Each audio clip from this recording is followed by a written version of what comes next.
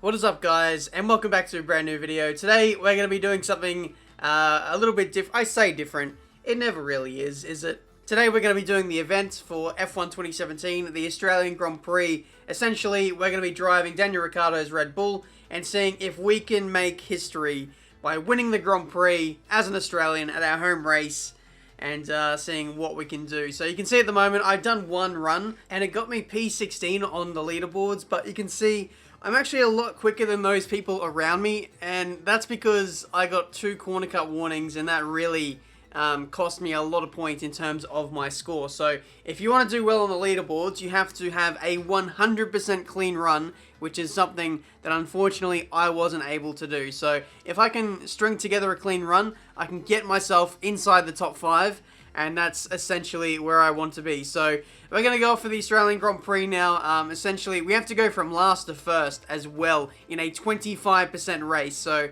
it's going to be quite tough, quite challenging, a lot of stress involved in overtaking the AI in a very quick and efficient manner. But it's going to make for an entertaining video. So let's go down to the race for the Australian Grand Prix. Well, hello and welcome to a very special race here today. We have some marvellous machines down on the grid that in just a few moments will be accelerating up to some really high speeds indeed to compete for a prestigious Grand Prix victory. Thank you, Crofty. Let's get stuck into it then. The objective is to win the race. Driving as Daniel Ricciardo from last place on the grid. Essentially, the premise to this is there was some kind of technical issue in qualifying, meaning we started from the pit lane and we have to work our way through the field to win the race. We have 15 laps to do so, and we can't get any penalties, can't get any kind of warnings or anything like that. So it's very tough. You have to overtake every single AI car, and especially the first 2 or 3 laps is probably the worst because the AI, when they're so bunched up like this, they're just so erratic. They're so unpredictable in scenarios like this. You can do the run about 100 times and they could almost be different every single time. You can get a different run every time, which is really frustrating when you're trying to cut through the field in a fast manner, because yes, we're racing the AI, but at the same time I'm also racing the clock, and I'm also trying to race everyone around the world to get higher up in the leaderboards. That illegal overtake there from Fernando Alonso, that was the most frustrating thing of the entire day. Him making a mistake, and then because there's a yellow flag, it was an illegal overtake. If you get an illegal overtake and you have to let someone go through, it's game over. Get a corner cut warning like I did just there, game over. Your score will be ruined. So it's really frustrating. And stuff like that, Vettel making a mistake randomly after getting through the first sector, or the first 2 sectors. The trouble is getting through the first lap. If you can get through the first lap, normally you'll have a good run there, but that's the thing. Cutting through the traffic is easier said than done. After you do that, it's all down to you to be consistent and get a good run in. So yeah, I mean, if we're going to do future events like this, especially if esports is involved, I love the 25% races. I think it gives everyone a chance to be more consistent and show their race pace. And I think it's a better gauge of who deserves to go to esports. But if we have an event like this, it's going to be a bit of a lottery, to be honest. Because like I said, the AI are so random. But here you can see, this is my actual run now that we're doing now. And timing the overtakes on the first lap is the hardest thing. So yeah, you can see we got a brief illegal overtake on Kvyat. We let him go back through. Didn't really cost us that much time, but yeah, sometimes you can find yourself overtaking a lot of cars. Sometimes you can find yourself overtaking maybe 1 or 2. It's just the luck of the draw sometimes. But in this corner, you got to take a really late lunge to overtake a couple of cars. On some of my best runs, I've overtaken the McLarens, and they're in like P7, P8. But what's most important is, well, yes, overtaking a lot of cars early on, but it's actually more important to get a fast opening lap, which I think this one is actually going to be another lunge on a couple of cars up the inside of Sainz now, and that is us up in a P9. Next up are both the McLarens. which I believe we might be able to get one into this braking zone if we're really late on the brakes, which we do so. That's P8. Sebastian Vettel, I believe, is pitting on this lap. Jolyon Palmer's out of the Grand Prix. Yeah, one thing worth mentioning as well is all these retirements that you're seeing, they are scripted. So there is an element of script. I love that word, to this event, and just have to time yourself well with the overtakes and negotiating the yellow flags as well. There is a yellow flag we'll come up to on lap 2 here. That's a big dive bomb. And Lewis Hamilton, who I believe has some kind of wing damage, every time I came across him in that first couple of laps, he was very, very slow, but he comes good towards the end. But yeah, we're pushing on now. You can see we're coming up to the back of Sergio Perez.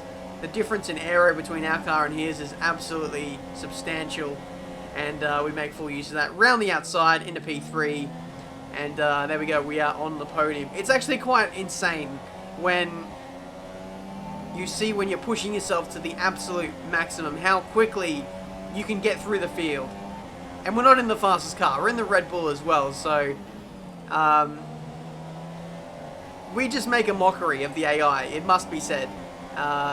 When we really, really want to get through the field, it's quite mad how quickly we can do so. Up the inside are both Verstappen and Raikkonen into turn 3. They were going side by side. I almost got unstuck by the two of them. They could have either weaved or broke early or anything like that, but thankfully we managed to negotiate those guys fairly well. Opening lap, 25.1. That's our first lap in clear air, and actually a pretty solid time on the super soft tyres. When we pit for the Ultras in the next stint, we'll be in the mid to low 24s.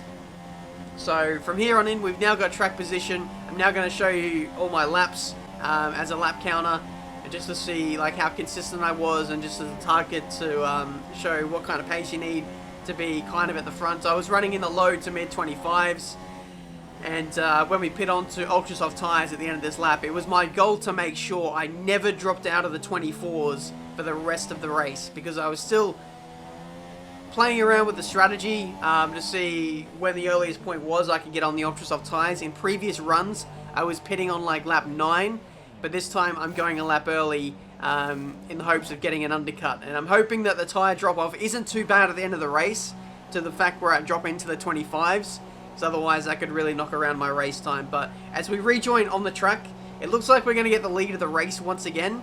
Now, in previous attempts that I did this, I always had to overtake a car in this second stint of the race. But the fact that we were so quick at the start of the race, pumping in those consistent low 25s, it means that by the time we make our pit stop, we've got clear air, and that's only going to make us even faster in this second run, which I was aware of, and actually quite nervous, because I knew I was on a good run, and if one mistake could completely ruin it all. So I didn't want to do that. So here on lap 10, this is our first flying lap on the ultra soft tyres. I'm going to show you this fastest lap here, and show you what kind of pace I was capable of. I did make a pretty big mistake into turn 3, a huge lockup, ran wide, cost me about 3/10.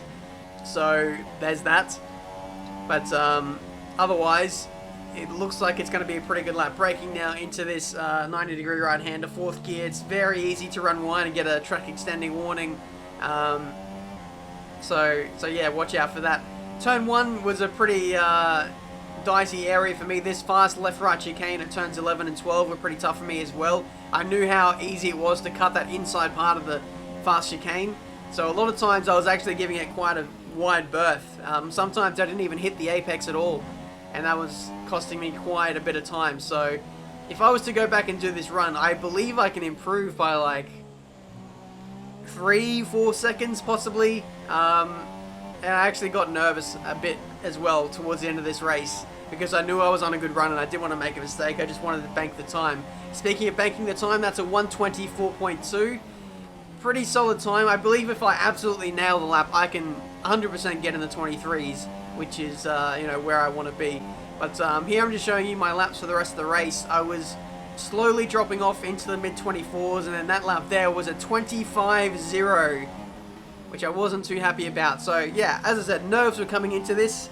I wanted to bank this time, didn't want to make any mistakes, and yeah, I was just taking it a little bit cautious. But I'm going to take you guys on for the final lap now. The gap to Hamilton is like 30 seconds. We're going through like turn 5 and 6 now, and Hamilton is only going through the final corner now. Crazy. Absolutely crazy. When you put your mind to it and really push yourself to the limits, it shows how much faster you can be versus the AI. And that's why in career modes in years gone by, my driving has got a little bit rusty, shall we say, because you're not pushing yourself. You're trying to get up the order, you want to win races, but you're not looking for those minute little details that are going to help you improve your driving here or there, like little techniques that you can do to make yourself faster. And I'm really starting to unlock those now that I'm really focused on league racing and potentially trying to qualify for esports this year. We'll have to wait and see, but here you can see going through the final couple of corners now, just trying to bring this home, making sure absolutely that we do not get a corner cutting warning or anything like that. But up to the line, use the last of the fuel, and that is a Grand Prix victory around the streets of Albert Park, driving, I almost said Fernando Alonso's McLaren, but it's Daniel Ricciardo's Red Bull, and that actually gets us first place on the leaderboards, which I was absolutely chuffed about. Like, I thought it was going to be a good run. I was hoping for somewhere inside the top 5, but little did I realize we actually went and got ourselves the world record on Xbox by 8/10 in the end. So, wow, absolutely chuffed with that. So, if you guys enjoyed this video, make sure you leave a like, subscribe to the channel if you're new to see plenty more F1 2017 content. Bear in mind, this was not a perfect run. I still can improve by 3 or 4 seconds, I believe, and there's still time to go in this event, a day and 10 hours. I believe more people will jump on and probably beat my time. I just hope that my time now is good enough for the top 5. If it's not, if I do another run and improve by another couple of seconds, I believe that time that I improve on, that'll definitely be a top 5 time, I believe. But let me know what you thought of this video. Do you want to see more of these events? I quite enjoy doing them. It's quite different. The racing of the AI, I feel like they're a little bit more aggressive in this mode, but also a little bit more erratic and frustrating when you're trying to go for a top time. But if you're a casual player and you just want to do the event for fun, I think these events are actually quite good. I feel like they're better than career mode because, like I said, there's an element of unpredictability and the AI just that much more aggressive. But that's it for today. Thank you so much for watching. Until the next one, I'll see you next time.